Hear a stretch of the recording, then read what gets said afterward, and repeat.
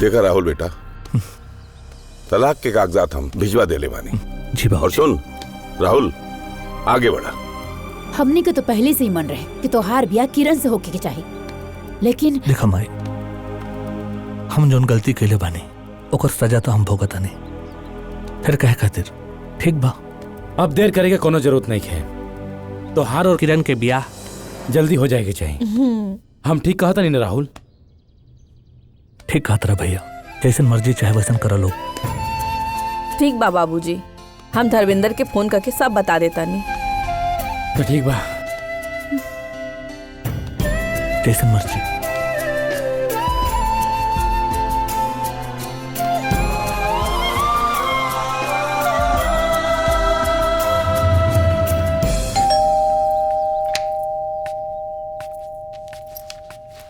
ये कोरियर आपका। ई कहा? दीजिए, यहाँ साइन कर दीजिए।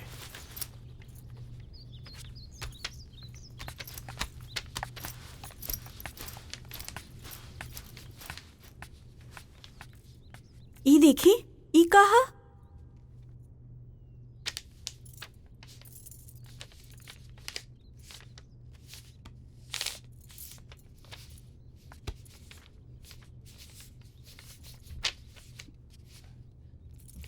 कहा? अरे बतावत काय नहीं खे की कहा?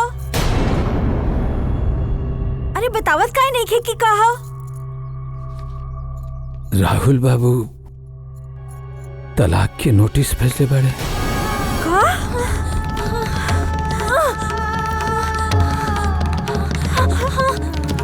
बिटिया? काबर बिटिया? अरे अरे काबिल बेटा। गाड़ी निकाला। हाँ संभाल। ये संभाल के।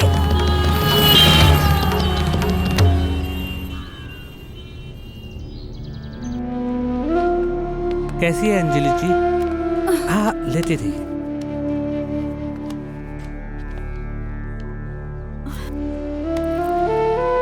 टेंशन मत ले, सब ठीक हो जाएगी।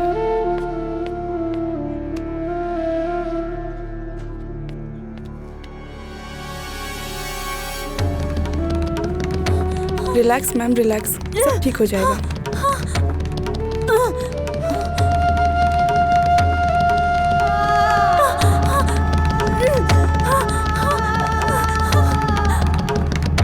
काहो तारा का लगा था? लड़का ही हुई।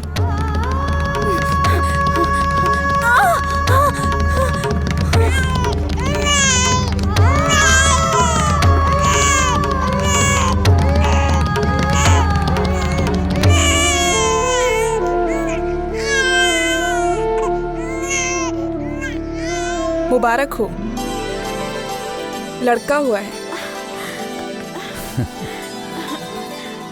नानी बन गई लू। रउआ भी। ओहो भाभी, काहे परेशान करता रू भैया? अरे चला ना नीचे, माई तहर इंतजार करता रही। हल्दी के तहर रसम होता तो ही जा बड़ा। चला। हाँ बबुआ जी, चली ना जल्दी। तहन लोग जा लो, हम आवत नहीं। अरे देवर जी, ऐसे मन छोट ना कैल जाला। चली। ठीक बा, चल हम आवत नहीं। लेकिन जल्दी आइया, ठीक? चल। हमने नीचे इंतजार करत बानी।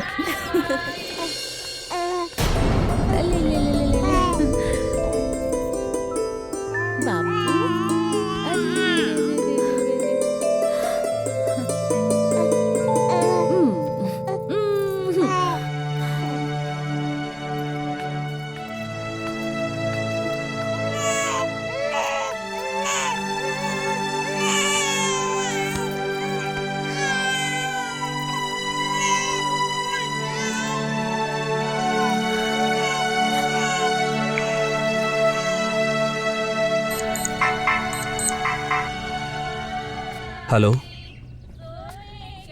हाँ क्या बोला था?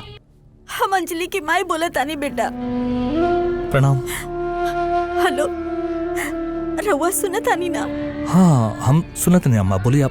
बहुत पहले अंजलि के बाबूजी राउर घरे गए रहले। बहुत बेइज्जत होके आयल रहले। ई हम नहीं जानत अम्मा। कब? रउआ ना रहली, यही से बड़ा हिम्मत कई के फोन करत तानी। 7 महीना हो गई, हमार बिटिया दिन रात खाली रउआ के याद करत तानी। रउआ एक को बार ओकरा के फोन न कईनी, खा बताइयो कर हाल। कुछ फोटो भेजले बानी, मन करे तो देख ली हमार बिटिया के। और अपन बेटा के।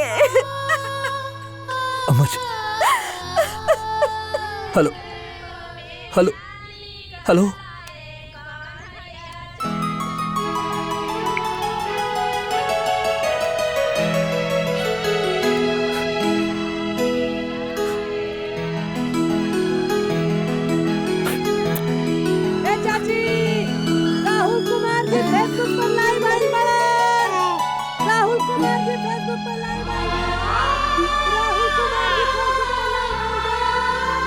ए चाची देखो फेसबुक पे राहुल बाबू लाइव आयल बड़न।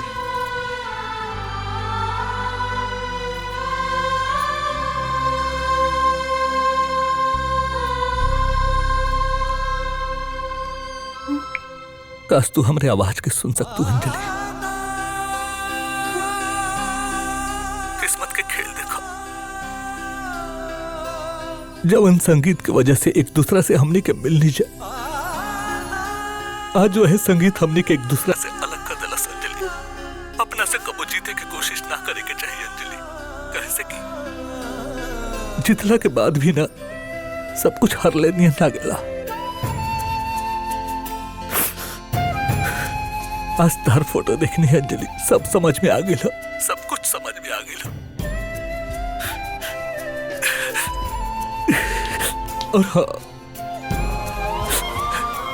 अपन बेटा के भी देखनी है, 9 महीना अकेले कैसे तो के झुकावे के इठन में सब कुछ खत्म कर रही, सब कुछ। अब हम का बोली, हम के समझ में लेके आवा। हो सके हमके माफ करिए अंजलि। अगर हमारा आवाज के तू सुनत होकबू तो हमार दिल के दर्द हमनी के बेटा के अब तम इहो ना कह सकीला कि तू अपन बेटा के सुनई है।